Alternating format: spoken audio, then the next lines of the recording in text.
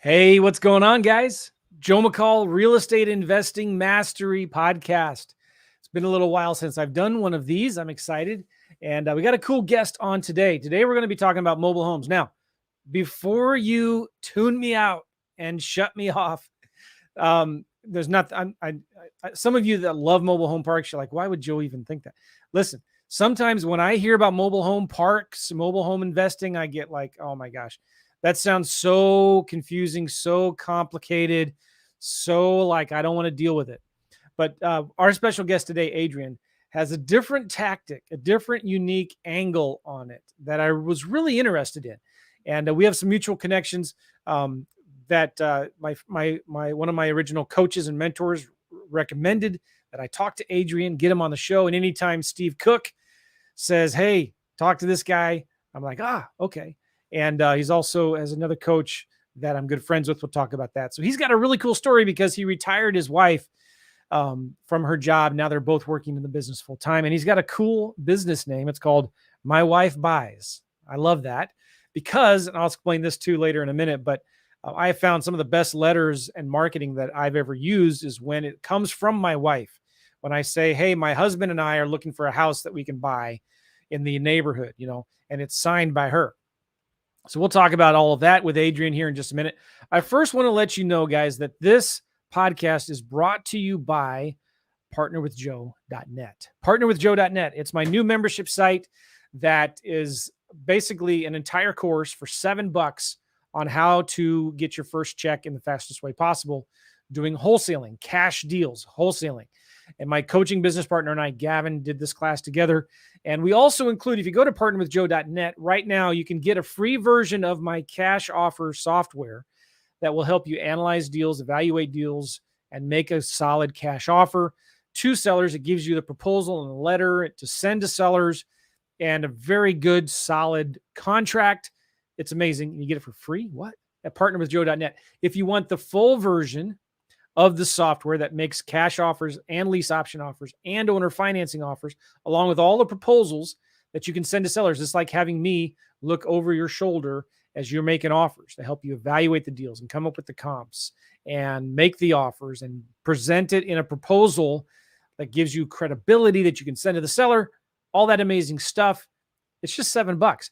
And you get the membership site that teaches you how to do deals. Come on, you kidding me? Go to partnerwithjoe.net right now, partnerwithjoe.net, and check it out. All right, so let's bring Adrian on. Adrian Smude, how are you, my man? Wonderful. How are you today? Good, man. I'm glad you're here. All right, so let's go back a little bit. I got a text message from one of your coaches, one of my good friends.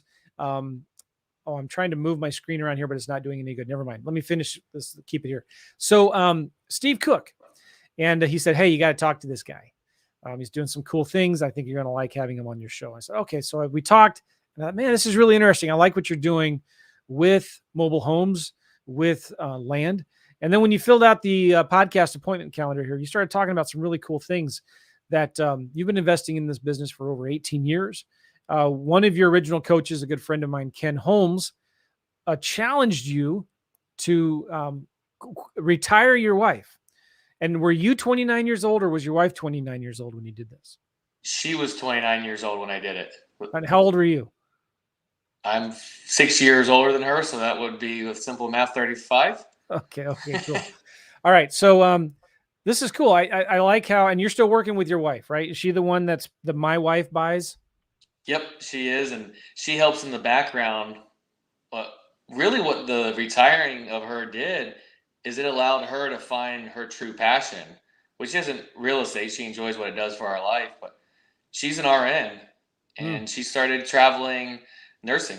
So last year when COVID started, she's been on 9 different assignments now. Oh, wow. She's currently in Baton Rouge working. She came home to visit, and I go visit her. Our life allows that. Okay, nice. So she can live anywhere in the country. Yep, and it truly fulfills her helping in that way. Like, we get God fulfilled through bless her helping too. through real estate. Yeah. Okay, cool. So where do you live right now? In Plant City, which that is the winter strawberry capital in the world, right in between Orlando and Tampa. Plant City, Florida, Central Florida. Yes, sir. Was just in Florida 2 days ago for a week. We did a vacation in the Panhandle near Seaside, Rosemary Beach area. Okay. I love Florida. So why does it have to be so humid? Why does it have to be so humid in the summertime in Florida? I don't know, but we had a good time there. It was fun. All right. All right. So Adrian, go back. How long have you been doing deals, real estate?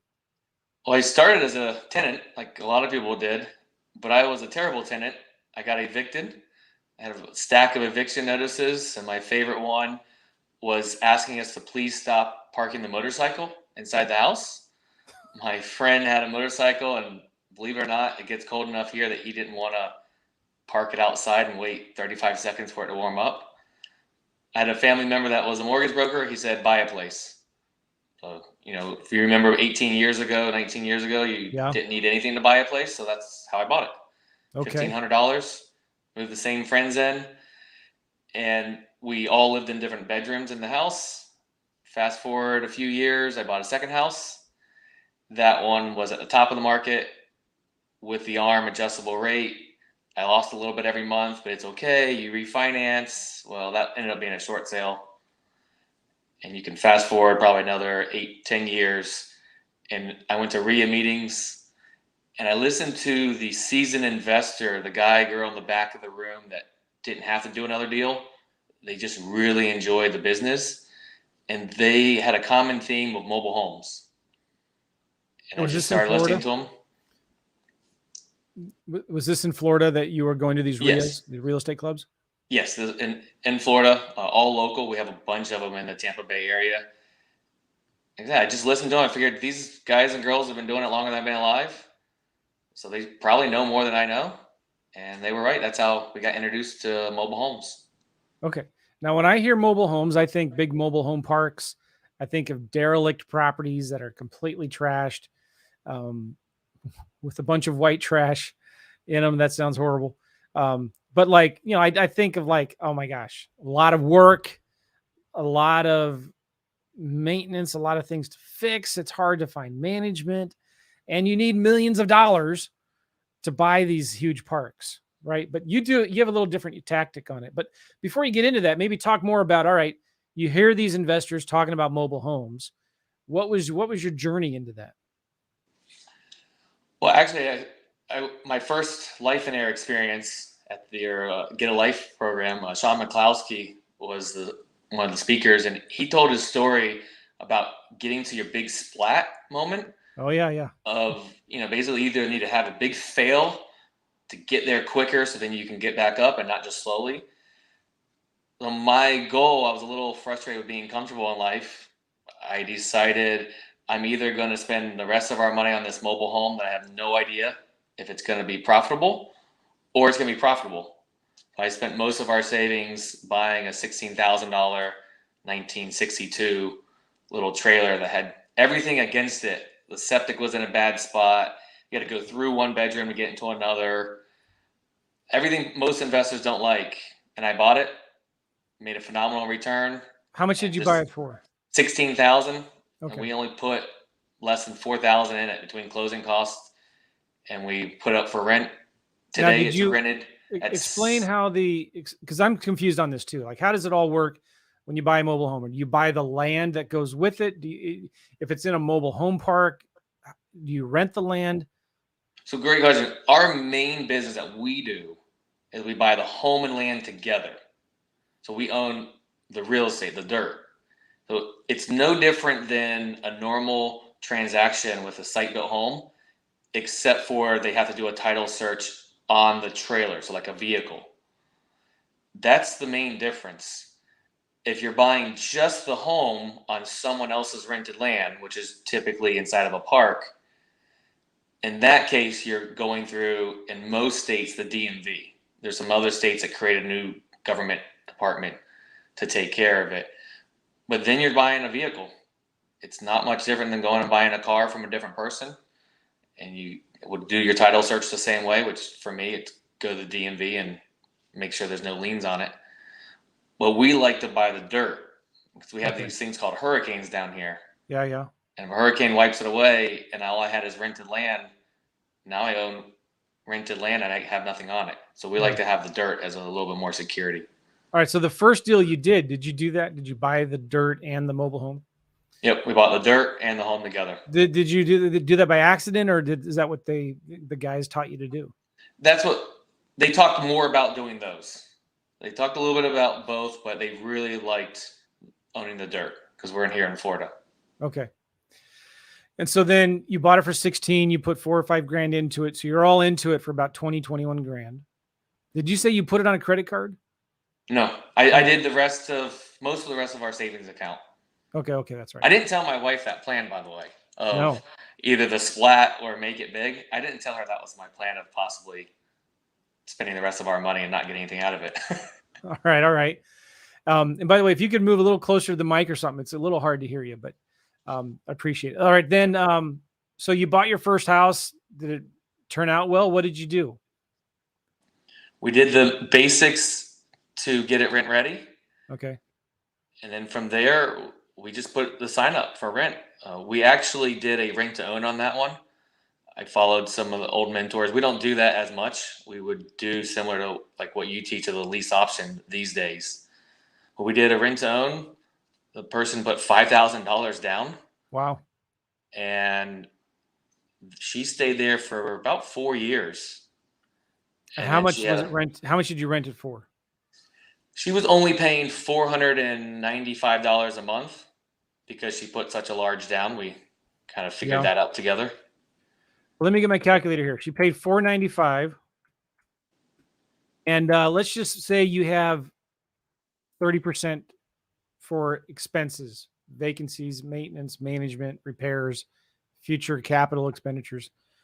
Times 495 times 12 times 0.7. So you netted about $4,158 your first year, approximately.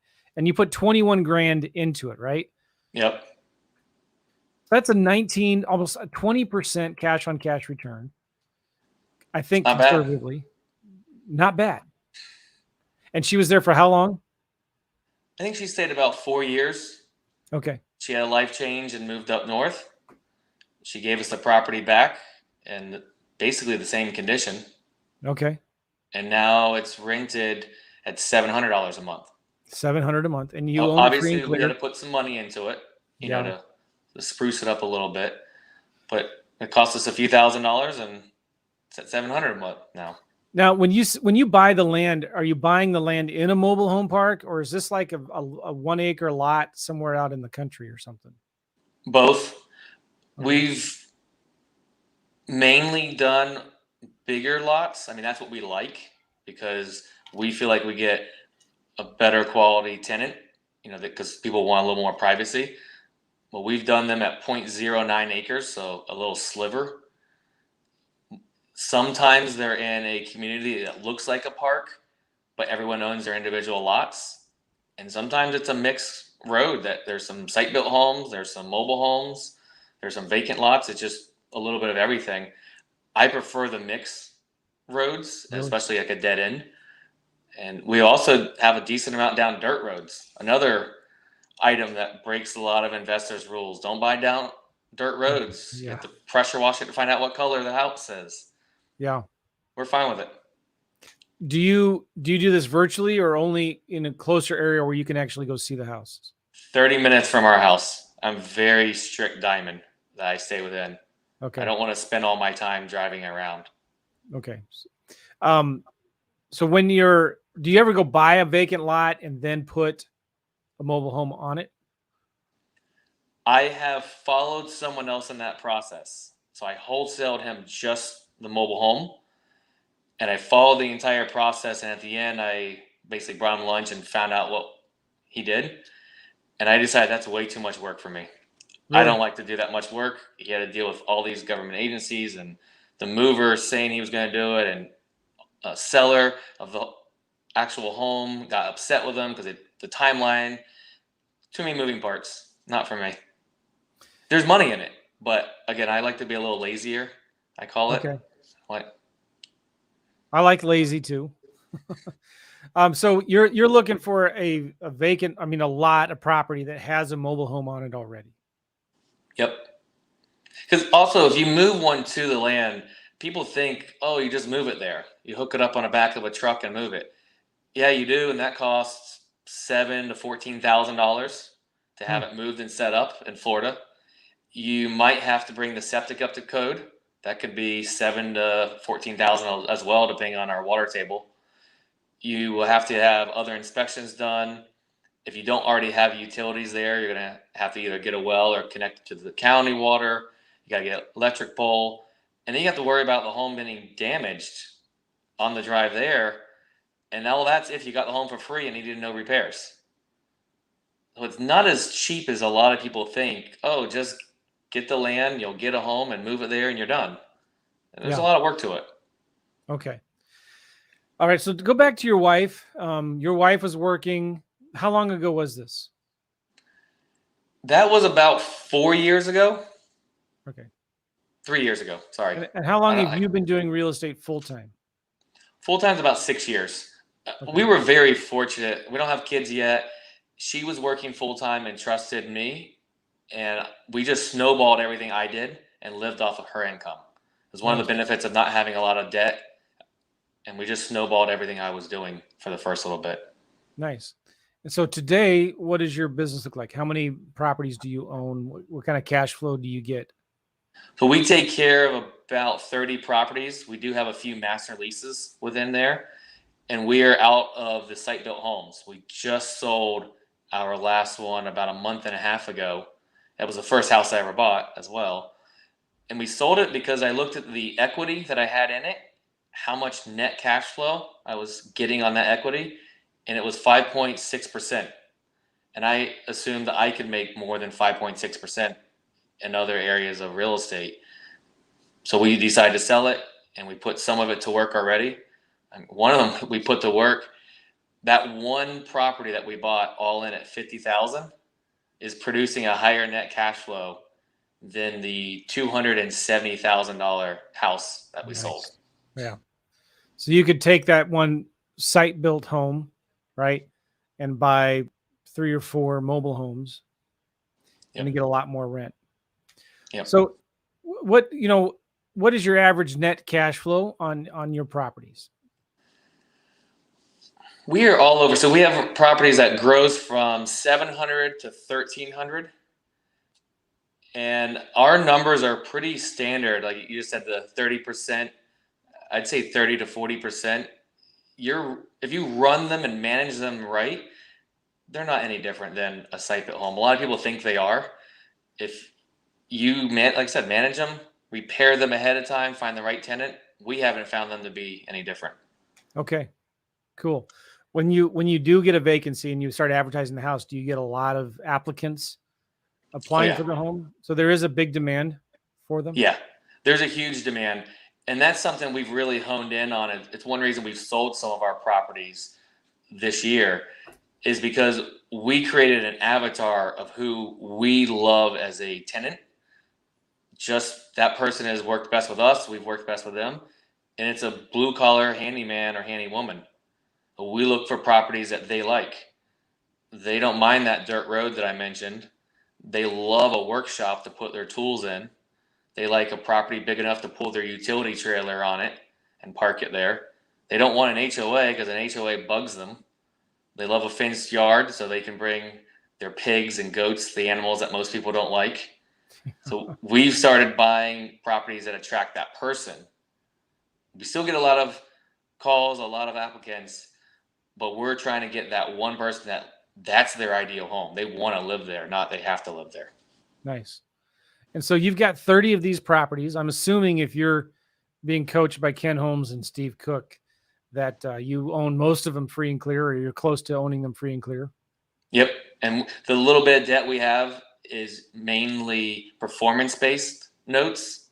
So if the tenant is not paying us, we're not paying our lender. We go into that in that relationship. They make a little bit more money on that risk, but we get the beauty of not having that debt going out when no income's coming in. Huge. Yeah. And Steve Cook did that class. I helped him do that. And that was a long time ago, probably 10 years ago. He called it debt-free investing. And it was a great program. And he talked about how you can actually grow a portfolio a very good portfolio of properties without any debt. And you think, how could you do that? Well, exactly what you said. Maybe you can explain it a little in more detail here. What is debt-free investing? How do you raise money from a private investor but not call it debt? How does that work? Because this is fascinating. So the way that we structured ours, it technically is debt on the property. It's a mortgage, but it's secured by a performance-based note. So there's not a Mhm. set interest rate, there's not a set payment. And the way that we've done it is there's a buy-in amount. It really doesn't matter how much we purchase the property for. It doesn't matter anything else besides the cash flow. Obviously, we don't want to have someone lend on us on a property $10,000 more than we feel it's worth. They do their due diligence there, but we owe them that money back, and we usually do 4 to 6 years. So it is a balloon, but in that time, we're giving them half of the net cash flow. So we take the maintenance repairs until we build up the fund. Obviously, if there's any vacancy, there's no money going out either way. And then property management. We calculate all that in and we send a check for half of it. So if rents go up, the lender just got a higher payment. If there's no Yeah. vacancy, the lender just got a higher payment instead of it being set. And then for us, like I already mentioned, we don't have debt going out. That's a scary part to debt to me. That can kill you, right? Because so if the property's been vacant for 3 months, because you got to put a lot of money in it to fix it up or whatever, you are not making any payments to that private lender, but they're still secured in the deal with a mortgage or a note on the property, right? Exactly. We had 4 vacancies at one point from some properties we had purchased and then some weird turnover at that time. And I had a total of $200 of payments going out. And that's because I had an owner finance on one of the properties. It felt so relieving not to be a stressed landlord looking desperately for a tenant. I could take my time. It didn't hurt me to wait a few more weeks to Oh find the my right gosh. person. Yeah. Because then you can find the right tenant. You can be patient to find the right tenant. Yeah. And this is so huge because when I lost everything back in 2008 and 9, it was because I had too much debt. I owed too much money to private lenders. The banks took over mortgages, had private mortgages. Completely frustrating. And every dime of cash flow that I saved, right, disappeared immediately anytime I had 1 or 2 months of vacancies. And at any one time of my 15 homes, I always had 1 or 2 properties that were vacant. Completely horrible. So then, but somebody may be asking, well, what's in it for the investor? Like, they're not getting interest, or what does that mean? So it's like they're probably getting maybe a better than interest, normal interest rate, right? Yeah. Because you're sharing some of the profits with them. So it's half of the net cash flow. Usually you have a balloon. Then is that what you said? Yeah. And I mean, I believe in this idea so much that we have some of our IRA money lent out in the exact same scenarios to different investors. And the balloon, that's the other scary part of a mortgage or debt to me. But I look at it as I have a 4 year track record. When it's time to pay it off, I can either renew it with that person. I can go to you, Joe, and say, look, I have 4 years showing the payments and everything. I believe that's a little bit better. And if you say, no, I'm not going to give you the 50,000 you're asking for, I'd only give you 40. But now I only have to come up with 10,000. Or in our case, we do pay these off sometimes because we like some debt free. Yeah, yeah. So do you still work on paying them off? Do you save some of the cash flow so that you can pay it off, or pay maybe the seller a little bit of extra money if you have it? We Or not the would seller, love the to do that. investor. So I've analyzed them to do that recently. But honestly, I don't have any that I can pay off because I know most of these people. I know that I'm helping, we'll say, Brian save for his retirement in a few years. And if I don't pay him that check, my friend may not be able to retire as well. And we have some sellers that had to do seller financing because if not, they lost their government assistance. So most of the debt that we have right now, I would feel bad paying them off because it's going to hurt their life. Okay. But you could if you had Yeah. to, or you wanted to, right? Yeah, and we have in the past, but right where we're at right now, we really don't have anyone to pay off because we get a value that is not monetary of making those payments to them. Okay. And so right now, personally for you guys, are you getting enough cash flow for you and your wife to not have to work? This is all that you're doing now? Yep. We live off of this to meet our needs. Now we do like to travel. So, we're always looking for more for that reason. And as I said, my wife, she still works. We call it her hair and nails money. So she can guilt-free buy whatever she wants, and she Right earned the on. money and she can spend however much she wants. I just tell her, don't tell me what the credit card bill is. Just spend it. Yeah. She earned it. She spends it. All right. So talk about, how did you figure out the My Wife Buys things? Your website for sellers is mywifebuys.com, right? Yep. So where did that concept come from? Idea? You remember the black and white shirts that said "I buy houses"? They Yeah. were pretty popular years ago. Now I like to be different, so I just had such a problem buying that shirt. And as you alluded to in the beginning, women are better for marketing. I used to be in marketing, so I already kind of knew that, because guys would rather talk to a girl than a guy, and women are less timid talking to a girl than a guy. And then Yeah. there's actually data behind that, not just my experience. So I decided My Wife Buys.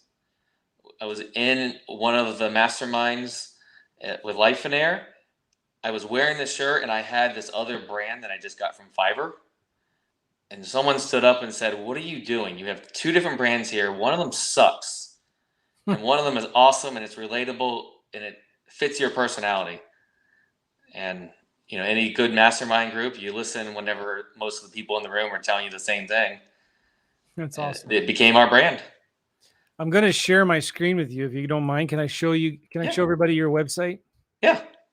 All right. Let me see if I can get this to work here. Share screen, share window, and share. Cool. You guys see this? This is mywifebuys.com. I love how you're very specific on what it is that you buy. We buy mobile homes. And then check this out. The next page says, "My wife buys here." That's the diamond shape that you're talking about. So you're very clear on where you're buying properties at. And these are the types of people that you help. Three simple steps. Sounds like a Story Brand. Have you read the book Story Brand? Exactly. Yeah. That's exactly where we rebuilt it from. Everybody needs to read that book, Story Brand. It's a cool picture of you and your wife. And it's real simple. This is going to get more attention. Here, I had a student once who, it was a lady. Her name was Penny. I think it was Penny. And she was really struggling with getting leads. And she was doing all the type of marketing everybody else was doing. But then she did a Penny Saver ad, and she changed it to Penny Buys Houses. What was it? Maybe her name was Paige. Paige Buys Houses. It was a picture of her, a woman, shaking the hand of another woman in front of a house. And guess what? I mean, she went from hardly any calls to tons of calls, because it was a woman saying woman's name, buys houses, a picture of a woman in front of a house, and started getting a lot more leads from that. You also buy houses, but it's way down here. And what a cute couple. That is you guys, right? Yep. Nice. And every picture on the website is a property we purchased or owned or wholesaled or something. We didn't. And real testimonials. Yeah. Nice. And so this is a good example of the type of home maybe that you guys buy. I zoomed in a little bit, right? Yep. This is in Central Florida. It's a mobile home. Looks like it's got some privacy in the backyard. And I can see why this would be an appealing house to somebody who doesn't want to be part of an HOA. They want to be able to put their own stuff around, right? Around the property. Yep. More junk people bring, the harder it is for them to move. Say that again. More junk people bring, the harder it is for them to move. So is that good or good? bad? They want to stay longer and longer. Okay, I see. We want people to stay a long time. Right. All right. This is a pretty ugly place here. Would this be a property you would buy? We did buy that. We still own it right now. As you can see, for the people that are watching, it came with most of the siding. Okay, so what did you buy this thing for? We bought it for $7,500. $7,500. Okay. $1,000 down, $100 a month, All right. 0 interest. Let me say this again. $1,000 down, $100 a month. $100 a month. Did you like amortize that, or is that principal only payments, or Principal only. okay, principal for how many years? 6,500 months. 65 months or 6,500 months? That would be 65 months. Okay, 65 months. So you don't have to be good at math to do real estate. You just need a calculator. But here's the crazy thing. If you owned this house, who would say no to that offer? Right? Yeah. That's a great offer. And he hugged me and I think was more excited than I was because this was a headache to him. And he was an experienced investor to the point the title company knew his name when I dropped off the paperwork.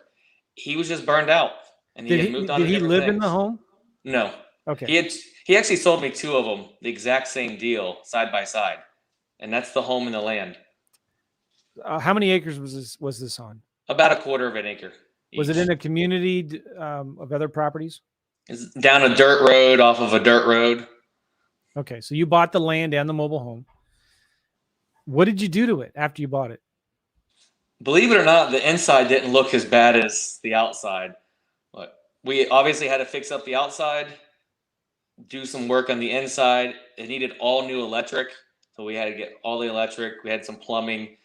You can see most of the windows are out.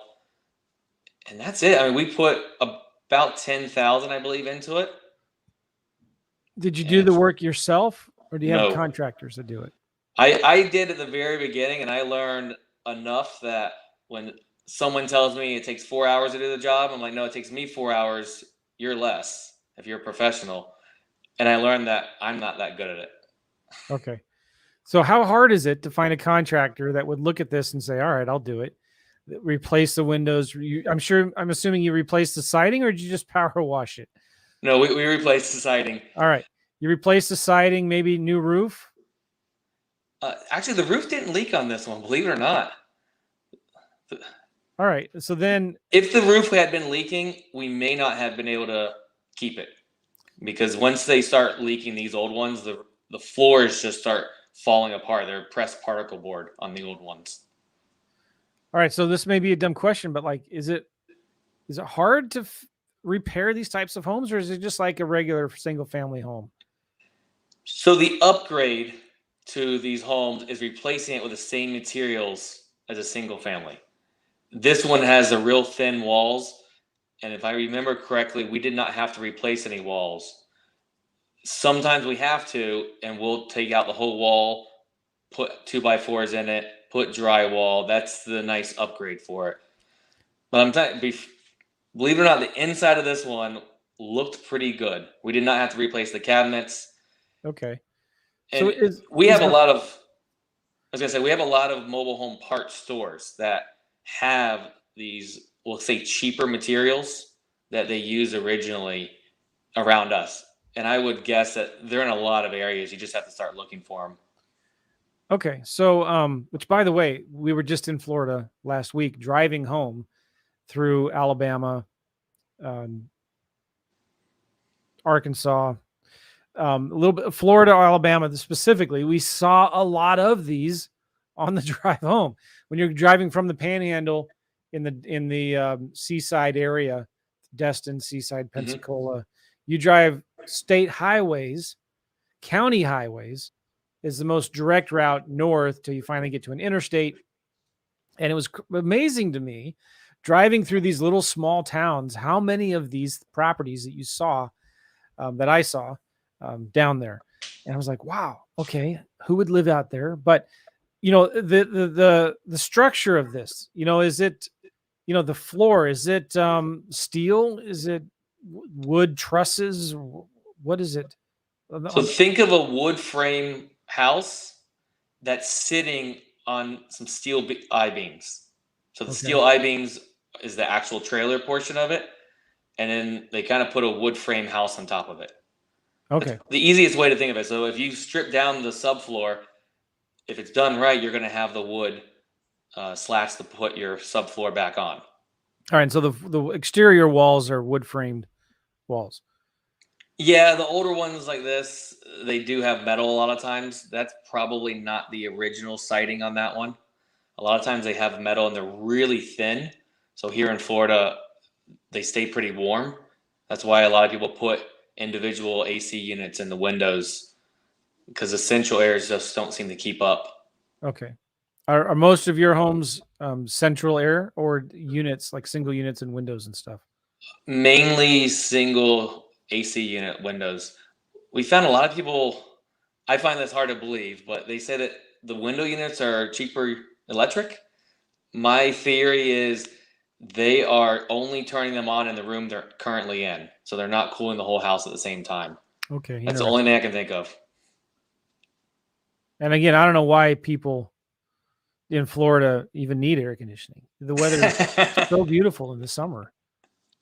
I don't know why the insurance companies make it where you have to have heat in Florida and not have to have AC. They got it backwards. All right. So you fixed this property up and probably looked a lot nicer when it was done. And then what did you do with it? We put it for rent.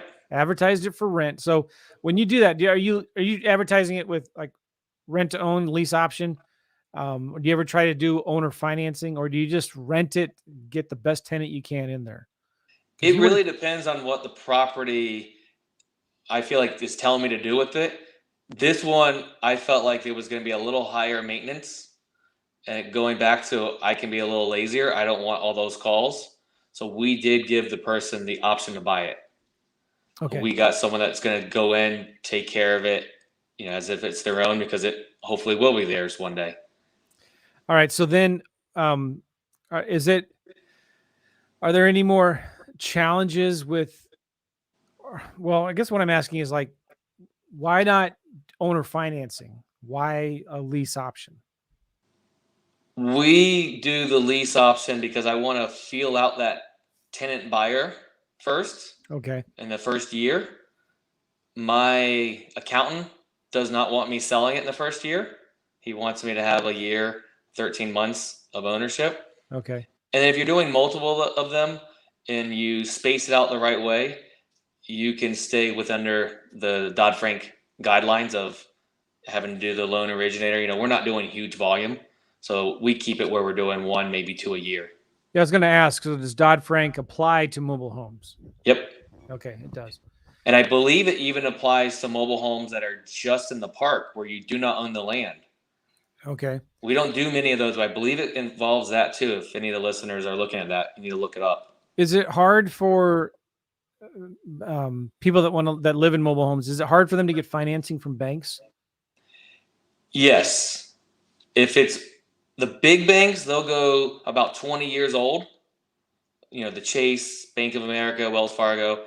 If it's a smaller community bank, they will go back to 1976.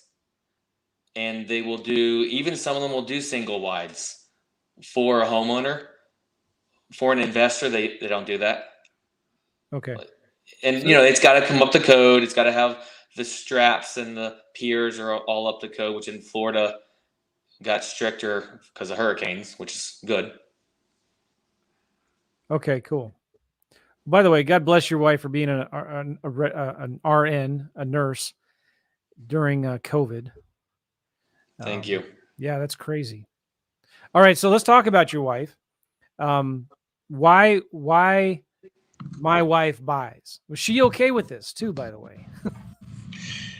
That's a great question. I think you're the only one that asked if she's okay with it. She does not love attention. Okay. So we go to a meeting together. This obviously, and you obviously do love attention because you're wearing this bow tie, right? Yes. Okay. I do like the attention. It was for the marketing, and like I said, she is involved in it. If she wasn't involved in it, I couldn't have done it. Just my own integrity. Yeah. She takes care of the background, and it worked. I wish I could say I was a genius and thought all this up ahead of time. It just slowly worked. I took a little bit of action and got feedback, and it fits my personality better than being a big corporation brand. Yeah. I'm the guy next door, and my wife happens to buy mobile homes. I like it. So how does she help with the business, or do you just Are you the main one that takes the calls and makes the offers and stuff? She helps me analyze the properties. I bring her everything, and I'm more the entrepreneur where I'm over here and all over jumping around, and she grounds me. The behind the scenes, she checks all the rents. She's a lot more, we'll say, secretarial mindset where, hey, this is the process, this is how we do it. And that doesn't fit well with me. I'm all over the place and running around. So we complement each other in that way. Nice. And so you manage all these properties yourself, right? Yep. All right, cool. Let's talk about how do you find these homes? How do you do the marketing to find a seller with a mobile home on land? I wear the shirt. Okay, cool. No, that's by the way, for those of you listening to the podcast, your shirt says what? My wife buys mobile homes, and it has a phone number. Okay, cool. That is a big part of it. As you were starting the conversation out before I got on of, they sound intimidating or you don't know much about it, all these different things.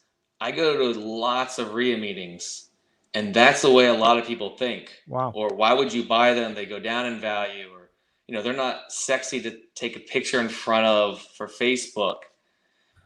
Well, I just tell all those people, you're right. Send me all your leads. Yeah. Bring These them are all to horrible me. deals. You don't want them. Yeah. They're cash. Well, never mind. You tell them, yeah, you're right. These are horrible deals. Send them all to me. I'll take them off your hands. Yep. So investor referrals, the same thing with realtors, because realtors do about the same amount of paperwork for that older mobile home as they would do for $100,000, $200,000, $300,000 house. Okay. And most realtors still want to help out, potential clients. They just want to help people. So we've gotten those referrals. And besides that, it's everything everyone else does with the bandit signs, the letters that they send out, any Facebook, Google AdWords. The only difference is you replace the word house with mobile home. Are there ways to, I'm looking right now in PropStream. Can you pull a list of mobile home owners? Yes. It has been a little bit more difficult at times. I'm not really sure why, but the property appraisers sites, they do have, mobile homes specified. So we have pulled the list before. I'll say every once in a while, for whatever reason, it pulls properties that are on rented land, which I don't understand how or why it does that. I just assume most of the services don't look that hard into it because they don't have many people doing it to complain. Well, it's also just whatever's available in the county. It Yeah. depends on the county that you're doing this in, right? Yeah, and a lot of the counties, again, no one really complains or people don't speak up that have mobile homes to say, hey, fix this for me. And it never gets fixed. So do you ever do direct mail cold calling campaigns for? We've never done cold calling. I know it works. I just don't like receiving them, so I decided I don't want to send them out. Yeah. It's maybe not the best business decision, but that's what I did. And we have done some letters, but we've done really well with the networks, marketing that way, and then the signs on the side of the road. We're trying some other marketing right now. We actually just signed on with a dirt track, racetrack. We're going to have a big 8x4 banner at the end. There you go. I don't know if it's going to work. It was pretty cheap. I feel like there'll be some mobile homeowners. There's a lot in that area, and I'll go check it out. Well, I went to PropStream here, and I looked up Plant City, Florida. I'm just looking at the city, not the county. Mm-hmm. And in the property type drop down, by the way, if you're interested in PropStream, guys, go to propstreamjoe.com. propstreamjoe.com. You see the link right there. And there is, if you type in mobile, there is a residential selection for mobile home or trailer park and just mobile home. And I found 3,500 records. Now I'm just looking at some of these have pictures because they're active on the MLS, but there's a lot of, some of these are really nice mobile homes, like with beautiful landscaping and all that. Some of them look like maybe modular homes. Do you buy modular homes, or do you care about that? So the joke is when you're buying it, they're all trailers, and when you're selling it, they're all modular. Yeah. It's Okay. just perspective. I would buy them, but the cash flow, which is what we really care about, that's in the little bit older ones because the financing drops and then the price drops. I wonder if you could do a search for mobile homes built after a certain year or before a certain year or whatever, you know? Yeah. Here is one that I Sure. just found, and I think this one is listed on the Beautiful. MLS. That's why there's a picture on it. This, if you can you see that picture there? Yeah. That's a nice mobile home with a huge deck. I bet you that's a few $100,000. It's probably 200 or plus. They sell because you can get bank financing on that, and that is beautiful. That's actually one way I convinced my wife, hey, we're going to check these out, is I showed her starting on the inside. You showed her these pictures. Yeah, and she's like, oh, they're not all, we'll say terrible looking.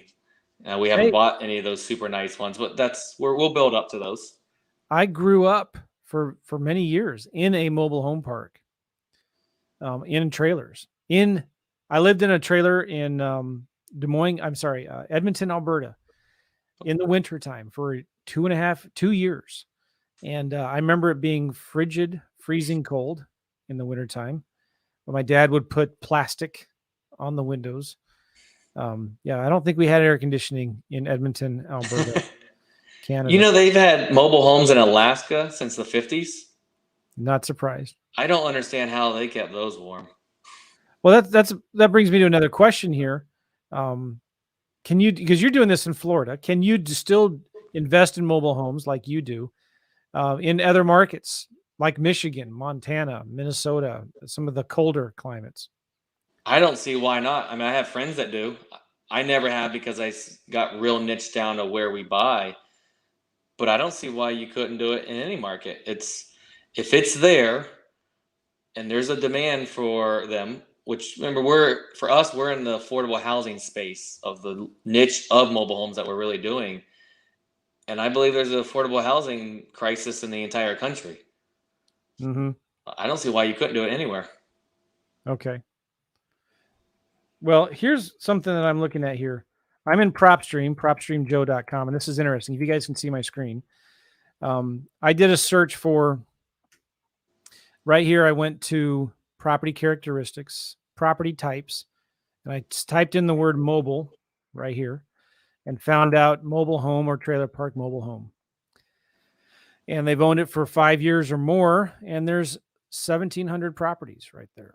Some of these are listed on the MLS, so you can get rid of those. But some of these, I don't know, like this one just has some old pictures, maybe. It was listed back in 2018. Sometimes you can go in and get a map of these properties, but Florida has a lot of them, right? Obviously, because the climate is warmer down there. Do you know investors? Have you met people that do this well successfully on a larger scale in some of the upper northern parts of the country markets? I don't know anyone that has made it their entire niche like I have, but I have friends that own a few, that they don't say no to it when the call comes in. Yeah. And you mentioned about the ones that are on the MLS. I would say if it's an older one, you should still look at that because for whatever reason, the mobile home culture doesn't always use title companies. And we have found most of the title work is really messed up. So that means that it can be very difficult for someone to buy it. And we bought one 2 years ago. It was on the MLS. And I, gave my offer and I left my offer at the home itself.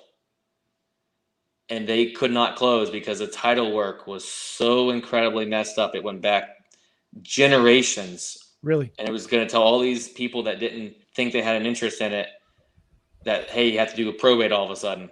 So we have a 40-year master lease on the property. Just a 40-year lease. So those kinds of deals, you can maybe make a more creative offer on it. Yeah. Seller, right? And it's the property that was on the MLS, and The title work can be a little more difficult, but that's why you have a good title company. And the financing, people don't always realize that financing's harder, and they fall through because of that on the MLS as well. Yeah, yeah. Well, that's interesting. So you could maybe find a property on the MLS and make the seller 2 different offers. Maybe you could say, all right, I'll pay you cash at this price, which is going to be significantly less maybe than what they're asking, or I can get you the price you want with owner financing terms. Yeah. So let's do an example then.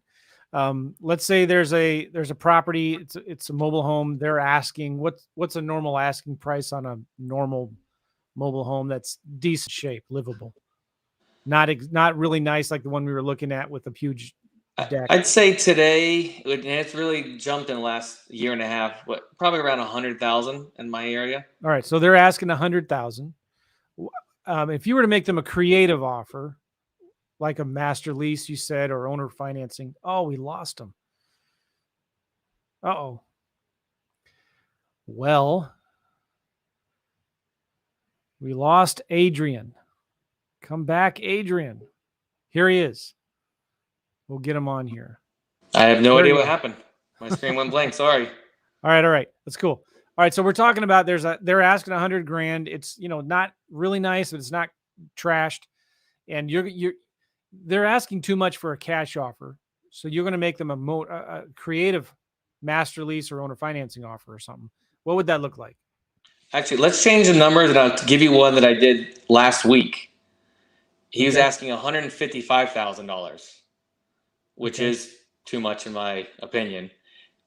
The property mortgage with a bank is in his late girlfriend's name.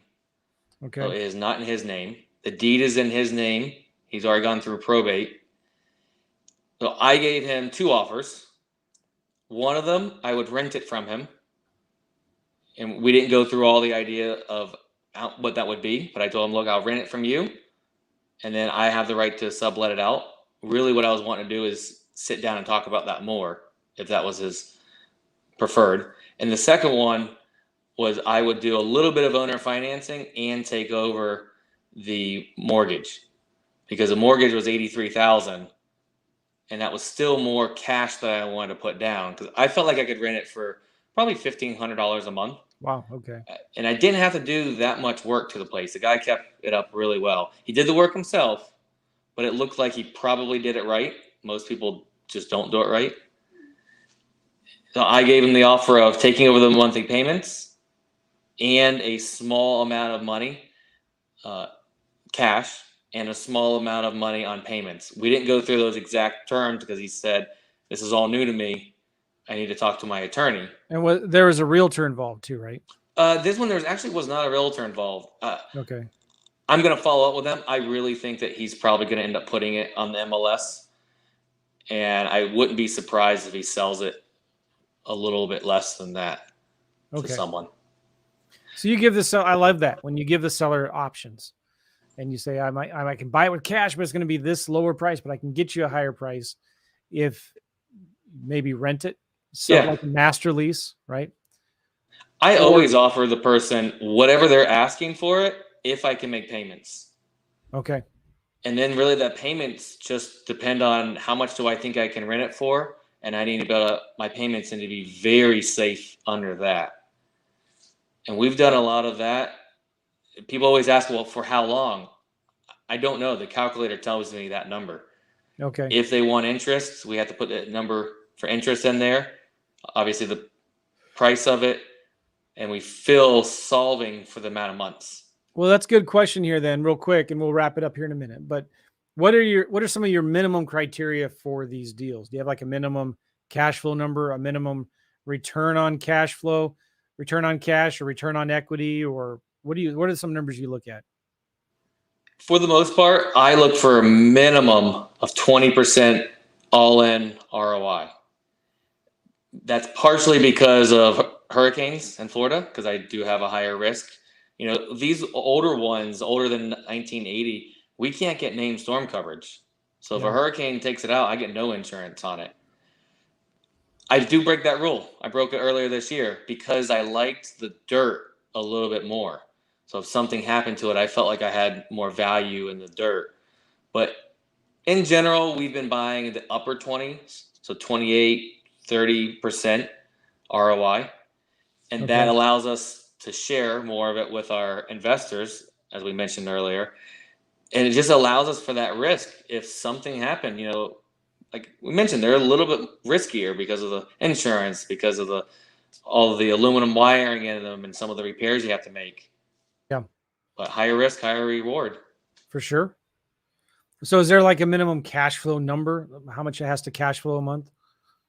These days, we look for probably 250, 300 a month. When we were really growing, we didn't. We did 125 on a few of them, but we were just trying to snowball that. We've since gotten rid of some of those properties, but they served a huge purpose while we were growing. I would never buy anything at a negative cash flow while I'm in growth phase. We have recently because of it was a very short-term negative cash flow. But Okay. I think everyone has to kind of figure that number out for themselves. But 125 is very, very, very slim. Yeah. That was a rare thing we did.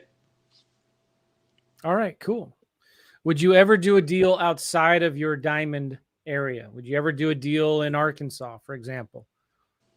The only way I would do that is if I had a good friend there, I knew them, and we were going to partner on it, and I was going to have nothing to do with the day-to-day work. I would be more of a silent investor or, like brainstorm and help out. Because I believe too much in being able to go and see my properties. If there's an issue, I want to be able to go and talk to people. And I also don't want to have to learn a new state's laws and regulations. That's work to me. Sure. All right, I get it. One more final question. Any piece of advice or tip would you give to somebody who is interested in doing something like this and who thinks, man, this is a great way to use a small amount of cash to get some good cash flow? To do your homework and research, but not get stuck in analysis paralysis. And at some point when you feel like you're kind of ready, take action then. And really, you can take action before you're even kind of ready. Just start sending out the mailers or door knocking or signs online, whatever you're going to do for your advertising, just start doing it. And when you get stuck, reach out to another investor, network a lot so you know who the good guys are and good girls, and reach out to them and just say, hey, I need help. Cool. All right. Adrian, how can people get a hold of you if you want them to? There, obviously your phone number is right there on your shirt, but what do you tell people? Go to adriansmude.com, and Cool. that has all the information. If you contact me through here, I'm not going to be the one picking up. You're going to have someone else answering the phone because I don't honestly love to answer the phone calls. Right. adriansmude.com, that has all my information on there. Message me on social media. That's probably one of the best. I do pretty well with messages. Cool. All right. Adrian Smude, ADRIN S as in Sam, MUDE, adriansmude.com. Hey man, thanks for being on the podcast. I appreciate it. Thank you for having me. All right. And give your wife a big hug for us. Will do. Appreciate it. Tell her hello and come home safe. All right. Thanks a lot, Adrian. Thank you, Joe. We'll see you guys all later. Take care, everybody. Bye-bye.